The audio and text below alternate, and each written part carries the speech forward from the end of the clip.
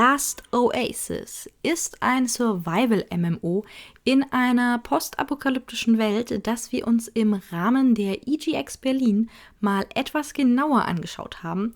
Wir redeten vor Ort mit Lucas Stannis und Giorgio Crosali, beide Teil von Donkey Crew, dem Indie-Entwicklerstudio hinter Last Oasis. Und das Interview führte ich mit Lucas Stannis zwar auf Englisch, hab aber fürs Video das gesamte Gespräch auch untertitelt, auf Deutsch. Ich freue mich, wenn ihr uns in den Kommentaren wissen lasst, wie euch das Spiel so gefällt und bei der Gelegenheit auch gern einen Daumen nach oben da lasst. Viel Spaß! What inspired you to create Last Oasis and especially those wooden walkers? Okay, so yeah, Last Oasis inspirations came from a lot of stuff. Like we have like some inspiration, some design work from guys like Theo Jensen and his actually wind-powered machines. We have some like movie stuff like Dune and other like movies and books, and to actually build this world that we call like this kind of wood punk style, right, for this nomadic life. So everything that you see in the game is actually in a setup that is like a post-apocalyptical. This is like a future game, not like a game in like prehistory. Like it's like what would happen in the future when this cataclysmic event, well, the Earth stopped rotating and now it only revolves around the sun. So how would this world look like? So we got this motto, and then a lot of inspirations came, even like movies like Mad Max and stuff like that. But the team actually created some other different kind of games. So it's actually really cool because the Last Oasis is really creative from what we actually experienced before. Starting doing mods like games like Mountain Blade, there's pretty medieval stuff. Then we actually moved to another title that was like kind of medieval as well, like the melee combat. And now we actually have this melee combat, but like not in a medieval setup. So actually it's pretty much fresh from our eyes, and yeah. In this setup where like, okay, this has this big desert with some oasis, what is the biggest thing that these nomads can actually craft with the technology that they have in this future, this post-apocalyptic future? Then wood was like the biggest thing. Okay, it needs to be made of wood, so that's why we actually created these big ships made of wood. Very cool. And that apocalyptic world, how big is it approximately? Yeah, it depends on where do you look at it. Like it's a really big world. Like so, in the lore of the game, like so you have this Earth that is completely like a part of it is completely burned by the sun. A part of it is completely frost because well, it's on the other part. It's not having sunlight, and you have this fine strip of land that you can actually live it. But it's like it's small for the Earth, but it's big for the nomads. So it's actually a really big world. And gameplay-wise, like if you actually go with the server side part of it, of the maps, you actually have a ton of different sized maps, but you have like a lot of maps. We can actually have like multiple maps in our world map. So we have maps that are as big as 12 by 12 kilometers in the game. So like pretty much like a PUBG size of map, but then it's only one map that you can travel to, and you can actually keep doing it. So the world can expand or shrink, but like since we have this system with the world map, we have like a lot of different tiles that we call Oasis, and they are hosted in different servers.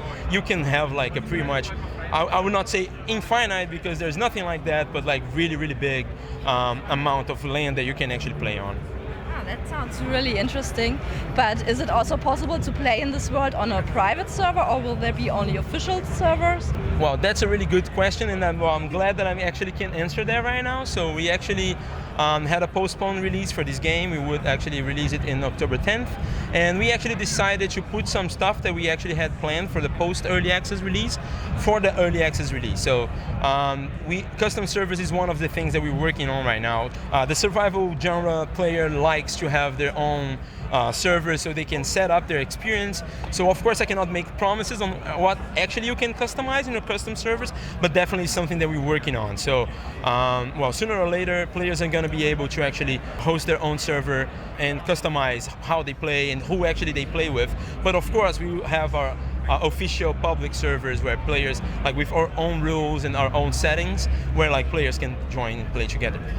We also have this cross region situation where we actually have the world map spread with different regions. So for example, you don't have a different big map for the EU, NA, Australia, China, South America, actually it's only one word, but these servers are actually super far away from each other. So you can actually travel to different regions inside the game instead of just creating a new account or a new character.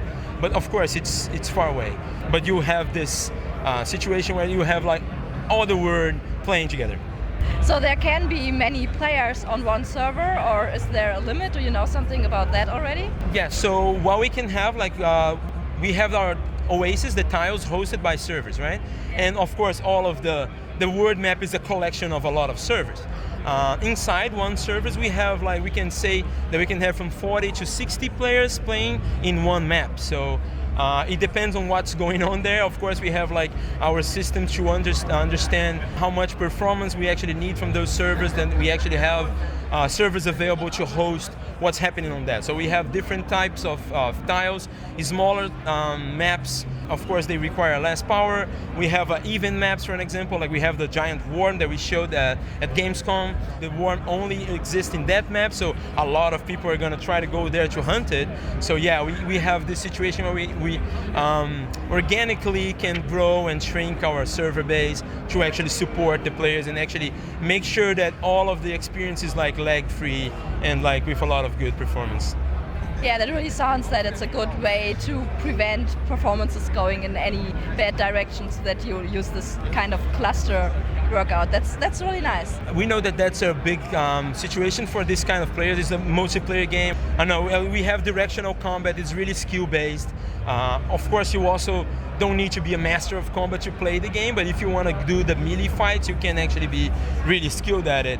And we know that ping and lag can actually play a bad part of it, so we actually have a lot of stuff going on to make sure that the experience is streamlined in a really like fluid way. That's really good to hear. Are there also NPCs on the world, or are there only players? So yeah, that's one of the things that we are working on right now. We don't have like this like normal MMORPG NPCs that you go there and you talk to them and they say, hey, grab me 50 wood or stuff like that. At least not for now. And we have like some PvE elements. For an example, we have this creature called Rupu, where actually we have a lot of different kind of them. They are like this kind of advanced chimpanzees that lives in this world. They try to mimic the nomads. They try to build what nomads actually build in a funky way. So all of their houses, they're resembling a little bit of like a destroyed walker. Like they use weapons like we do, like the nomads do. So you have this. And we are also doing a lot of other stuff. We're adding more creatures to the game. We're adding more like PvE content that we can actually play and hunt. We also have some other milestones during the early access development to actually get in a situation where we have more like NPC-like interactions, but it's probably going to be more like PvE creatures, players, and some places, and some cities that you can visit. And if there are so many players in one server and, for example, on one map, is there also anything in the gameplay that prevents one large group of players grieving other players? Yeah, so this of course is one thing. For survival games, like grieving is really difficult.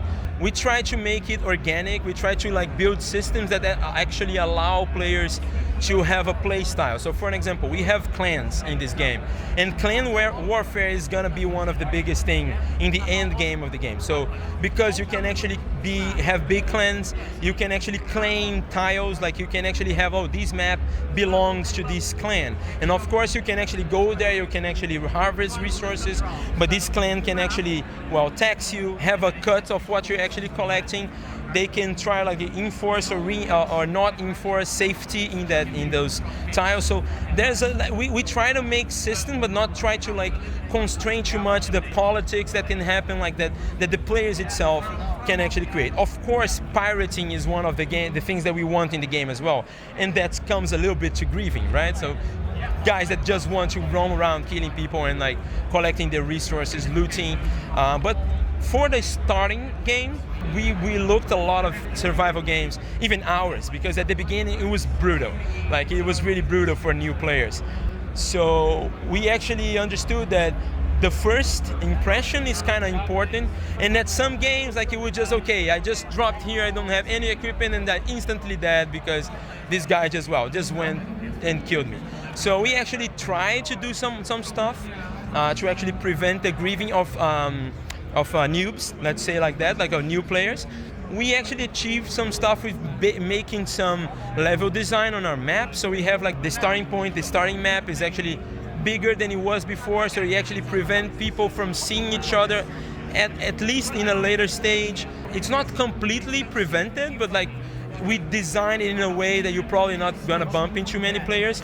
When you leave the starting area, you cannot come back, so you cannot come back with a big walker and just start killing everyone there. So it's a place for new players. We have the anti-griefing system for at least the level 15. So yeah, it's not a PvE word, you can be killed, but the loss is not that big. So in survival games and survival players really like they need this is the full loot, right? They need to want to be able to like raid this walker, kill everyone and grab everything they had. So yeah, they need it to be brutal. So the reward is actually, it's good enough, right? You put yourself in risk, but the reward is amazing. But in the beginning of the game, we actually have some slots protected. So like you actually have this situation where your new players don't need to actually care that much about being dead because they're not going to lose all of their equipment and their resources. So they don't need to start over again and again.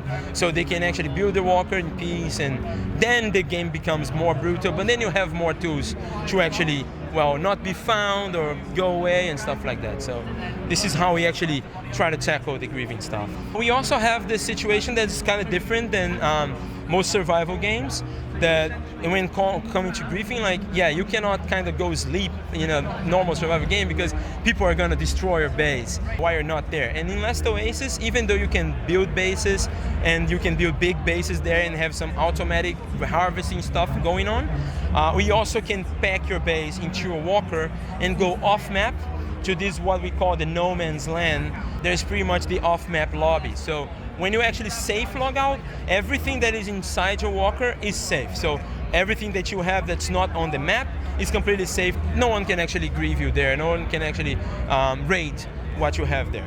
It's useful for actually like if you want to take a break of the game and like don't have people like, you know, you don't need to check if your base is okay when you're at work or something like that. We also have some situation where you want your base to stay there. So it's a balance of actually what you want to save and what you want to risk, but you're not risking everything you have every time. That really sounds like you have the whole grieving problem well under control, and I'm really looking forward to trying out this game. Do you have anything else to share about Last Oasis? Well, of course, we are releasing the game probably in Q1 2020, so there's a lot of stuff going on. You can follow us on our social media, and we also have a really big active community on our Discord. We take our community very seriously, and we actually have developers there kind of listening to the community, to what they actually have to say. We have our beta testers actually going on to the game right now, so we often put the beta servers back up so they can actually see the development that we did, and they can actually pinpoint stuff. Sometimes they do really, really good feedback, sometimes they are really brutal with us, but it's really good for us to actually develop the game. So whoever's listening to this, if you are interested to actually make this game as better as it can be, you can join our Discord and actually help us doing that. So we plan on this big milestone that is our early access release, but we also gonna keep developing the game post early access and bringing more content. So yeah, we are super excited on what we actually gonna shape of Last Oasis. And thank you so much. Thank you for your time.